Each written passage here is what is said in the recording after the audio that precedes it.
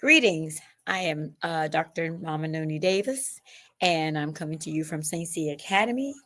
I'm a legacy owner of this institution since we opened in 1996. I inherited it from my parents, the late William Edward Davis, and my mother, Sylvia Davis, who is still with us at 83 years old.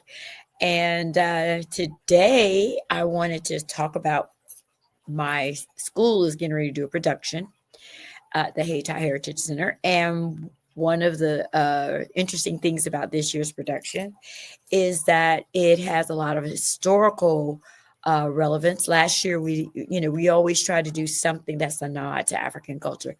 And we've done Anansi, we've done the Harlem Renaissance. Last year, we did a nod to um, African empires and kings and queens. And so we did Amenerenes, Nzinga, Yasantua, uh, let's see, Queen Amina, uh, Shaka Zulu, and Mansa Musa. And so this year we wanted to focus on folklore similar to Anansi, but we wanted to focus specifically on uh, uh, we tried to create an African diaspora thing. So our first story is a Mende story um, that was written by Boema Moyowa, who is a storyteller, musician, and educator. He's a tremendous artist as well. And the story was passed on to him from his grandmother, who and the story is called The Lion Story. Uh, we also are doing a piece by Virginia Hamilton. Virginia Hamilton is a very famous, was a very famous well, she's still famous, but she is an ancestor now. And the story that we're using from her is called Wiley and the Hairy Man, and which we have turned into a play.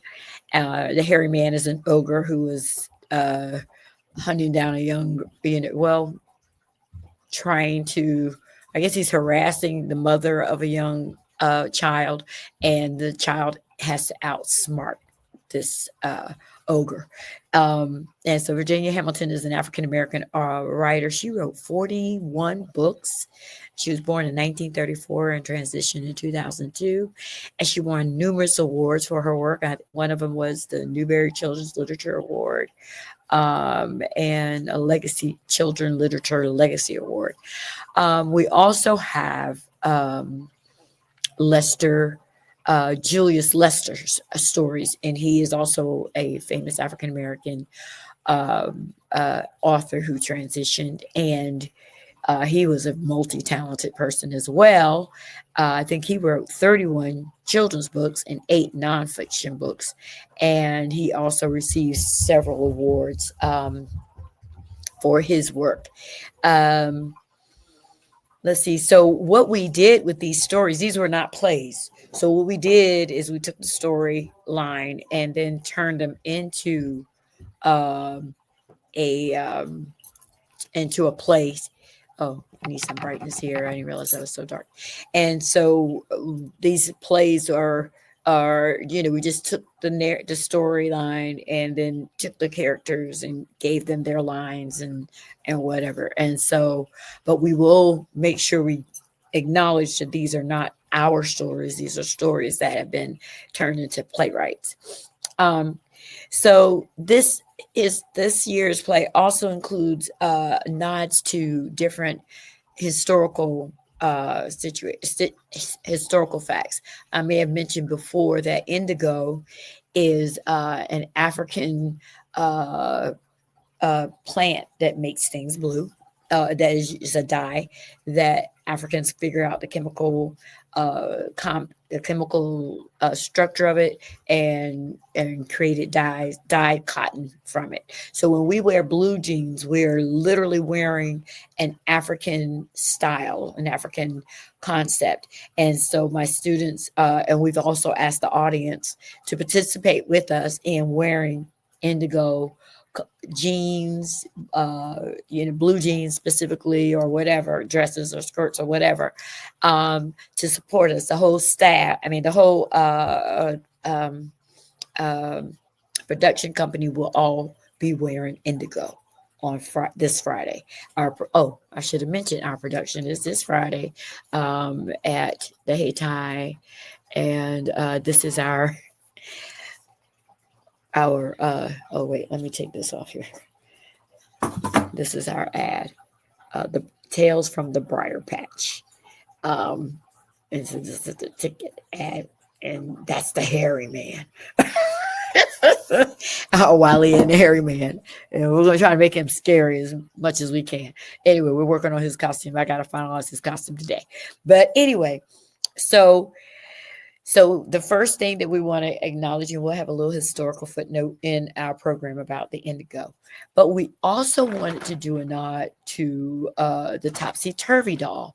And I don't know how many of you have heard of the topsy-turvy doll, but this is a topsy-turvy doll. And the doll is, I got this one from, where was it? Oh, wait. So topsy-turvy means there's two dolls. This is the doll on one side, and you can see how this doll is dressed. And then you also have another doll underneath. And I got this from Cayman Islands when I went on a cruise. And so you notice that this one is kind of dressed fancy, where this one is more like a work, handmade, or let's see, just, she's casual. And so mine, as you can see, mine are both black dolls, one dressy, one, kind of plain. But these dolls have historical meaning. So African American women made these dolls during enslavement. So they said the late 1900s is when they started seeing these dolls. And so enslaved women would make the plain doll would be a black doll, black child, or black girl. And the dressy doll, ornate doll, would be a white doll. And the reason they believe that these dolls were created was, well, one speculation was that the dolls were created by the mother, so so that the children could have a doll that looked like them. And then the other doll, they could show the fancy doll, which would be a white doll. And if they were caught, they would be able to just change to this doll, flip it over, but this would be the doll that would look like them. Now, that particular idea was kind of shot down, because what they believed, really what was going on, is that these black girls had to be prepared to be servants to these white women and these white girls. And so at an early age, believe, and that is so crazy, they were being indoctrinated by their mamas, I guess, to understand that they are in service to the white doll. And they had to pretend to care. I mean, it was a way to, I guess, to get them to have to feel like they had to take care of these white girls and serve them and do all of that. But they said it was the women on the plantation. And so here's an example of what the topsy-turvy doll would look like. So you have the white girl on the bottom. I don't know if I turn this. No, it's not going to do it no matter what I do. All right. So the black doll is on the top and the white doll is on the bottom. And so I'm trying to think, was there another? I don't think I want to give another example. This is the only one I'm going to do. But the black doll would be dressed very plainly, and the white doll would be more ornate. And so, but we are using the topsy-turvy doll and my story for the Wiley and the hairy man piece, which we are also trying to connect, maybe do a little Caribbean nod, to Haiti. And so that's why we have the topsy-turvy doll. And they said it was found on plantations, and it was also in the Caribbean. And that's the one I got that mine from the Caribbean. And so those are two of the lines that we're, historical footnotes that we are planning to put in our in our program for the night. Um, I did. Oh, okay. I didn't mention that we got the evidence for these topsy turvy dolls comes from the African American Museum of Iowa, and that's what the African American Studies professor. I can't remember her name, and I don't think I wrote it down. That's where she got the information. So, if you would like to look up more of this topsy turvy doll for your own, uh, you know, what a rabbit hole information, there you go.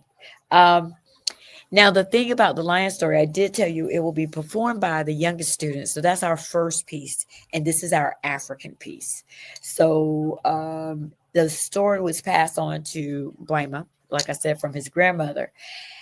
And what is interesting, this is a story, it's a little folklore. You got a rabbit, you got a lion, you got all the animals in the community. And what is happening is that they're under attack by this lion. The lion is constantly stealing children, killing the family members, killing friends, killing children. And so they're trying to figure out, how do we stop this lion from attacking us? And the main character is the rabbit, and they call the rabbit in the Mende language, it is Hagbe. So Hagbe has to help his community figure out the littlest rabbit and the littlest animal, I guess, that. And rabbit, I mean, a lion couldn't eat rabbit because rabbit would get stuck. Bones would get stuck in his throat. So it's very interesting, the dynamic. But what is also interesting about this, and the historical footnote that we're going to put about this story, is that it is actually about slavery, slave catchers, and how this was a story that the elders used to explain to the children what was happening to their family members, how people were just disappearing. And they were like, what, where, just one day your sister would be here, the next day they would go to the farm and they would be gone. And so the elders had to come up with a way to explain what was happening, and to also explain how this community, this Mende community up in the mountains of Sierra Leone, handled it. So the reality was that when the slave catchers would show up and do these things, the community had to figure out, okay, what are we going to do? How are we going to stop this from happening in our community? What are we going to do?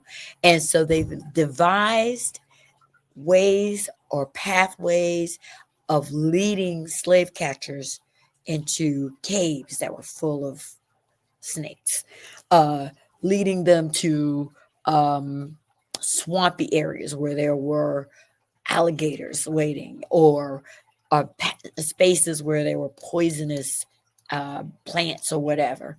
And that is how they were able to fight against these slave catchers. And then they had guerrilla warfare as well. They would hide under grass and in these spaces, and poison darts. And Buema, God bless him, he has written a book with several of these stories, folklore stories from his people, the Mende. And but this one was so interesting to me, because a lot of times we don't hear about how our ancestors were fighting. A lot, the narrative is that they just sold us and gave us away, and we that our chiefs and everything were just, they didn't care about us and all that kind of foolishness, where there really were actual battles. And yeah, there were some people, we know you got crazy people everywhere. So there were people who willingly participated in the slave trade, but there were also people who, the African perspective. I've read a lot of Equiana's book, Kidnapped Prince, and also other historical documents, which show that Africans' perspective of slavery was not the same as Europeans. And I think I've mentioned this before. Africans, enslaved people in Africa were more like workers, and workers had rights. There were things you could not do to your worker. And so Africans were not thinking that these people were going to be necessarily mistreated like that. They thought they were sending workers. Some of them were under the impression that they were going to be expanding their empire with these white slavers.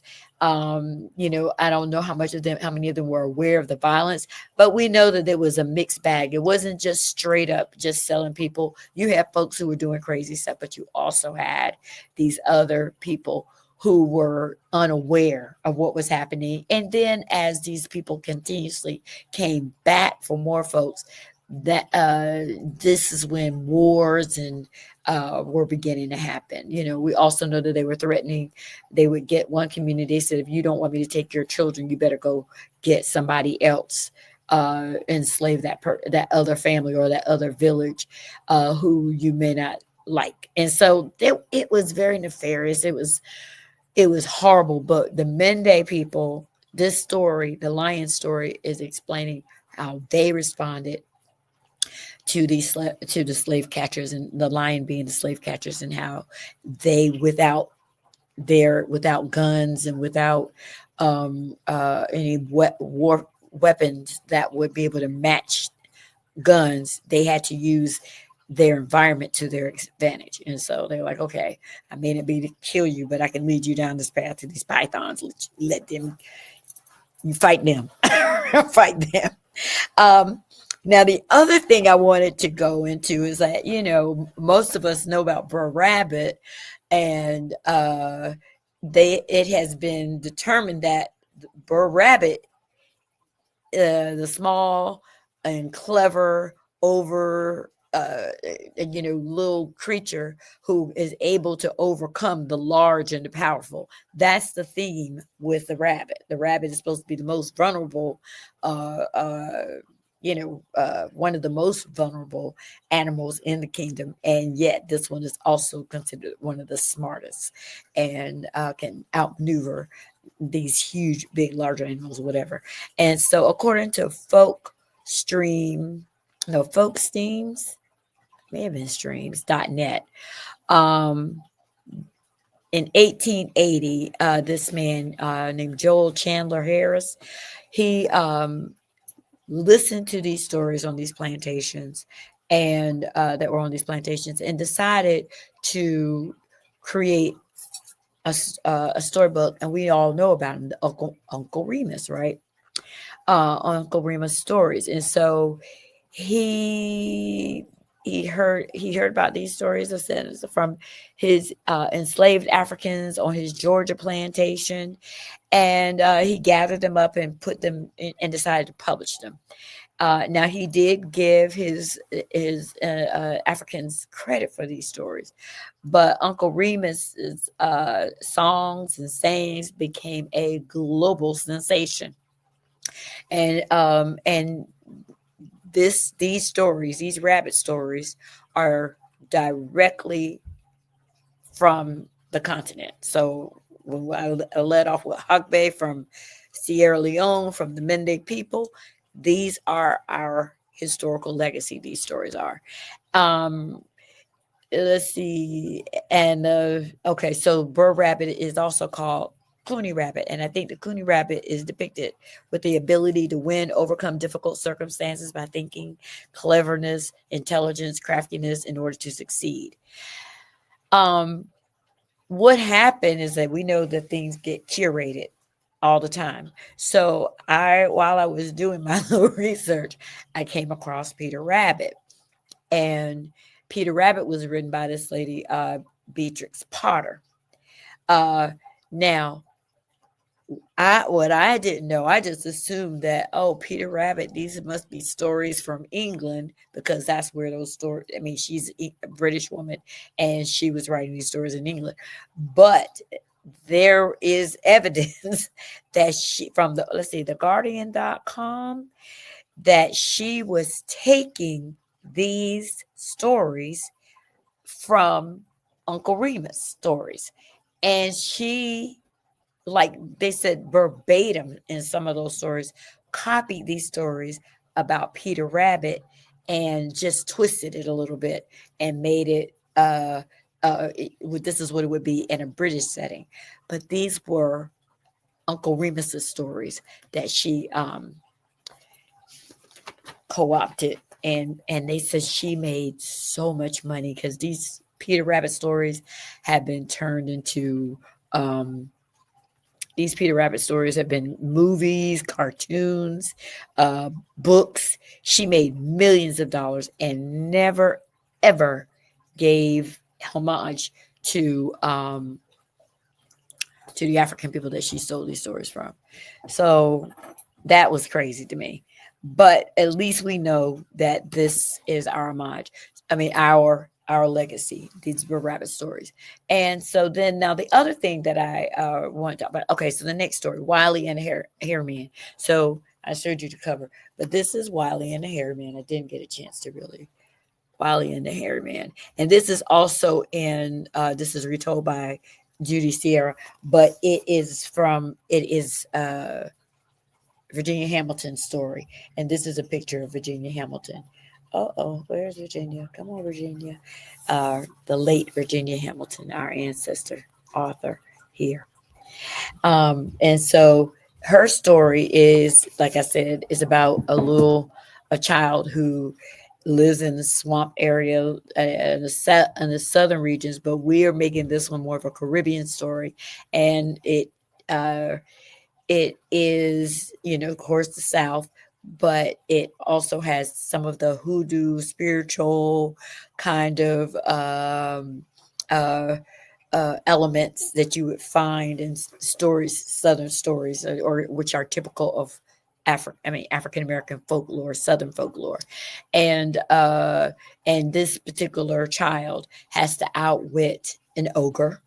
The hairy man is an ogre, and to keep uh, his or her family. In our story, is a little girl. Wiley's a little girl, but to keep the family safe. And so this story was rewritten or turned into a play by my daughter. While I did the lion story, my daughter-in-law and I, Deshawn Collins, we took the lion story and changed it into a play. And so Ariel did that with Wiley and the Hairy Man. And so the story is, she and her siblings have to figure out how to protect their family, and Wiley is able to trick the hairy man, and with the help of her mother, who also has special gifts. And so, which is why we think that Wiley was the hairy man was after her in the first place. So the other author is Julius Lester, and I talked about him earlier. And he has 3 Burr Rabbit tales that we are also going to introduce. And one is in a goober patch. And another one, I can't remember. All of them are on a farm an area that takes place in the South. And what we're doing with this one, we're making these stories more like the 30s and the 40s, with more of a bluesy bluesy edge to it. We're going to have a little bit of oh goodness, what's his name? A blues author, artist, and his name. I feel so bad.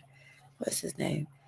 Oh goodness, my brain is not working. But anyway, so we're going to have a little bluesy to that, where we're doing Lindy Hop and all of that for this story. And then the finale would be our Sente. We're going to do an a finale where all the kids come back on stage and take their bows or whatever. But these stories are important for our children to know. A lot of times when you see these theatrical productions, every now and then you might see something that's a nod to Black people, and it's only during our during Black History Month a lot of times. But everything we try to do has an original aspect of it to it.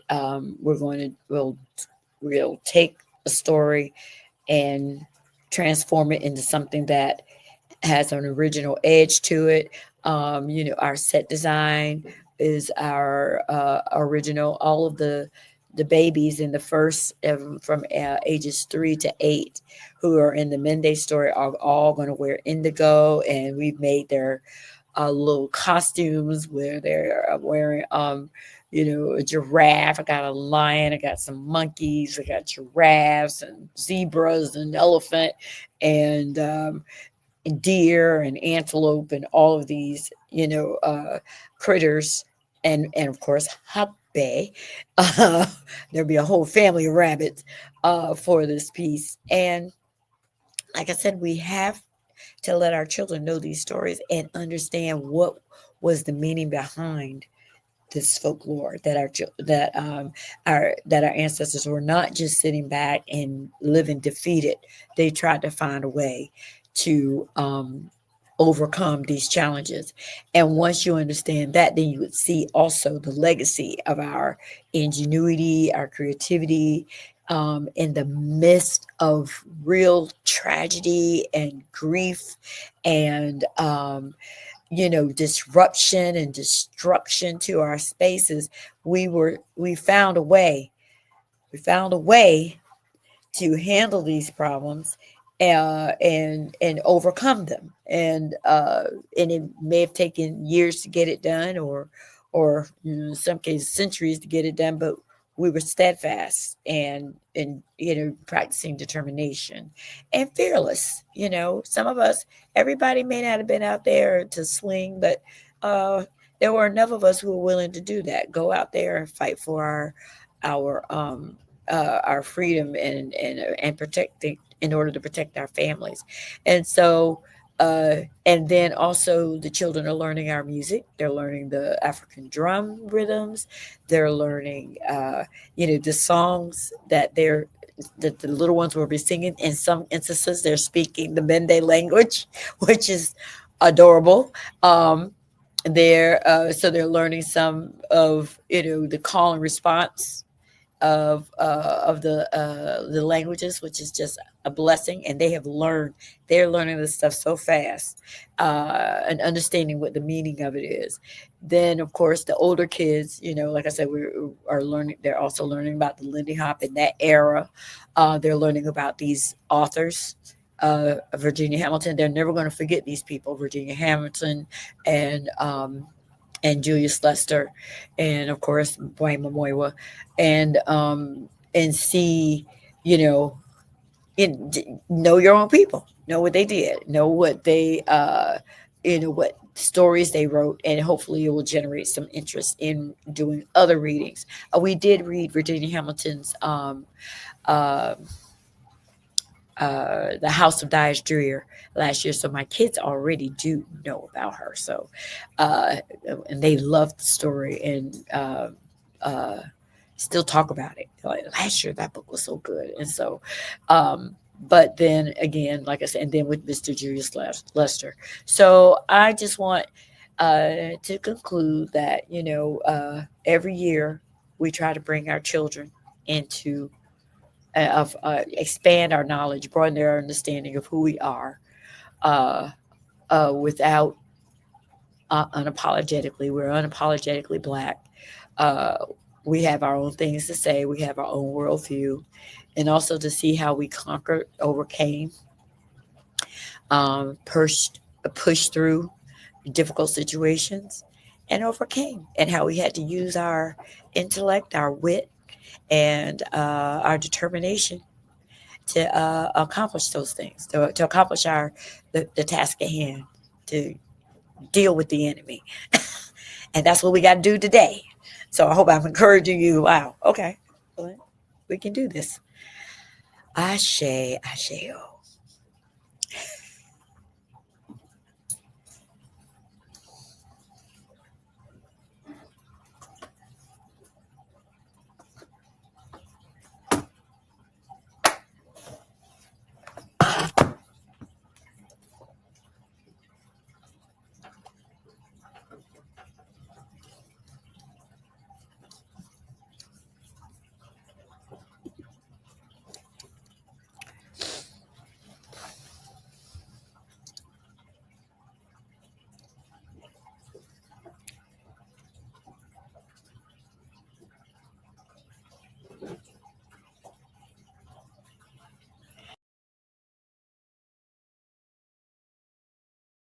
I'm a St. Cia student. Of course I walk into the sound of drums. I'm a St. Cia student. Of course I know my mom.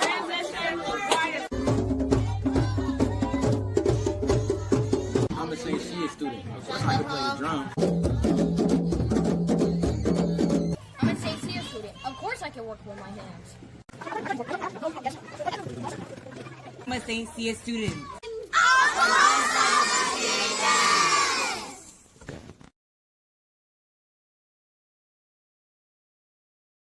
If you're talking, they will hear you. We all want our kids to grow up safe and healthy, so we show them how. And we tell them with honest conversations that let them know what we expect. Not just one time, but every chance we get. That's especially important when it comes to alcohol and other drugs. Kids not only need to know the dangers and how to avoid them, they need to hear it often from you. And when it comes to pain medications, opioids, they need to know that they should never be taken without a prescription and never shared with friends or family. It's dangerous and illegal. So talk with your kids and guide them through the challenges of growing up safe and healthy. Because when you talk, they hear you. For more information about talking with your kids about underage use of alcohol and other drugs, visit underagedrinking.samhsa.gov. So don't they hear you? You can do it if you try.